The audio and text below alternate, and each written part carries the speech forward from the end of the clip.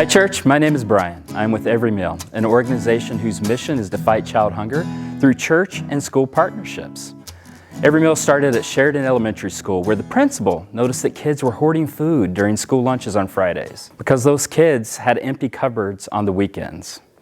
Now the church that worshiped at Sheridan Elementary School on Sunday mornings wanted to help, so they started placing bags of food in the kids' backpacks on Fridays via a program they called the Sheridan Story. It wasn't long thereafter that the Sheridan Story was introduced to this church that had launched a program called Innovate. And it was Innovate that was the catalyst that enabled the Sheridan Story to take their model into additional schools. Now it's called Every Meal, and over 1 million meals have been delivered to kids this year alone to over 500 schools across Minnesota. And it's that explosive multiplication that reminds me of our scripture this morning. The ancient rabbis compared the scripture to a multifaceted jewel. The idea was that studying the scriptures was like holding a beautiful jewel between your fingers and then slowly rotating it. Each of the facets would catch light in beautiful new ways, illustrating more and more of the jewel's beauty. And I've always liked that comparison. First, because it illustrates the deep beauty of the scriptures and how there are always new treasures and complexities to discover within those texts. Now, second, I like this comparison because I've been thinking about the above story from Scripture.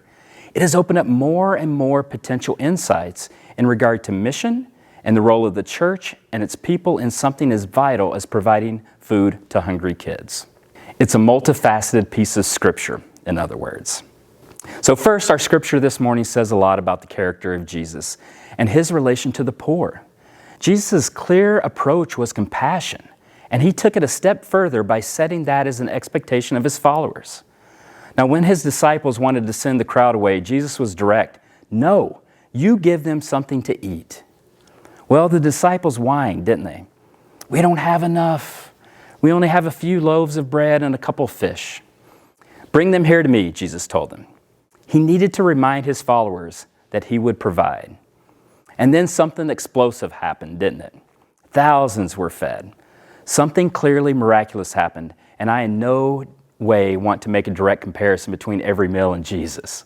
Every Meal is indeed driven by that same compassion, but we aren't working miracles, nor do we claim to. We are just humbly using what earthly expertise we have to do what we have to do here, which is logistics. Every Meal uses thoughtful logistics to stretch a dollar, to smartly disperse food to resources that need the most. None of us are Jesus, but we can heed Jesus' command of compassion and do what we can. Put another way, this story reminds us that a wise mission strategy can start with meager offerings, yet produce big results. But I also love the end of this scripture passage.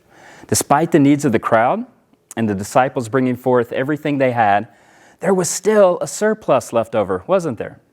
After all of that, they still had 12 basketfuls left over.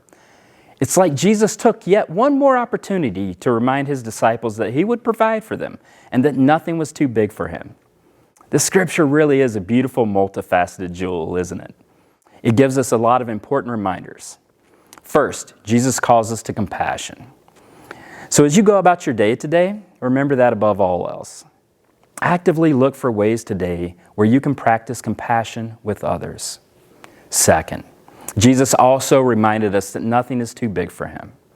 Remember, we might be starting with meager offerings, but with the help of God, we can produce big results. For us, at Every Meal, that means a thoughtful and wise mission strategy, because none of us alone are miracle workers. Yet that should never allow us to get complacent and forget that nothing is too big for Jesus. So don't settle for small things, church. Do big things. Finally, Jesus reminds his disciples not once in this story, but twice, that he provides. So there is no reason for us not to be generous. None. Remember, the scriptures are multifaceted jewels. So my challenge as we close is for you to read this scripture to yourself one more time at some point today. My guess is that you'll be able to pull out even more wisdom that will challenge you, inspire you, and yes, nourish you.